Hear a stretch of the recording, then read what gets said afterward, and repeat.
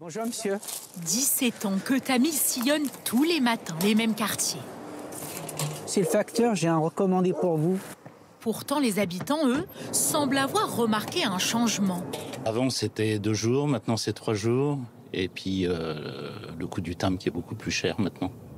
Désormais, fini les livraisons de courrier en une journée. La nouvelle norme, c'est 3 jours et parfois beaucoup plus. Dès qu'on manque de personnel, ça se ressent tout de suite. Ce que vous dites, c'est que parfois ça peut aller au-delà de 3 jours quand il y a des problèmes comme ça. Quand il y a des problèmes, ça peut même y aller à une semaine. C'est exactement ce qu'il s'est passé il y a quelques jours, souvenez-vous. Des centres de tri ralentis après plusieurs arrêts maladie. Des milliers de lettres distribuées avec parfois jusqu'à 15 jours de retard. Y a-t-il des défaillances dans le traitement de nos courriers?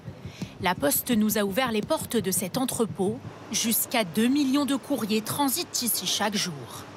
C'est ces boîtiers-là qui prend une photo de chaque enveloppe. La caméra lit l'adresse, reconnaît l'adresse, le code postal, la ville, la rue. Un tri ultra moderne, très loin de la méthode traditionnelle de ces années 70. Pourtant, la Poste met aujourd'hui plus de temps pour expédier ses lettres. Elle rationalise leur transport et leur distribution. En 10 ans, le nombre de lettres envoyées a été divisé par 3. Alors, dans les centres de tri, on se réorganise. On a entièrement revu l'aménagement de notre plateforme. On remplace petit à petit l'activité courrier par de l'activité nouveaux services. La Poste délaisserait-elle ses courriers au profit d'activités plus rentables? Une de ses dernières acquisitions, ce centre de tri exclusivement dédié aux colis. 30 millions d'euros investis il y a 5 ans dans l'entrepôt. Tous ces colis qu'on voit là ont été déchargés, lus par la machine sur 6 faces, et après ça va être rechargé, et tout ça en 4 minutes 11. Un effort de plus mis sur le colis. Plutôt logique, compter 5 € minimum pour expédier un colis, contre 1,39 € pour une simple lettre.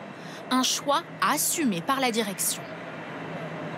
Alors effectivement, le colis est plus rentable que le courrier, et on est en train de s'organiser pour répondre à la concurrence et surtout à nos clients.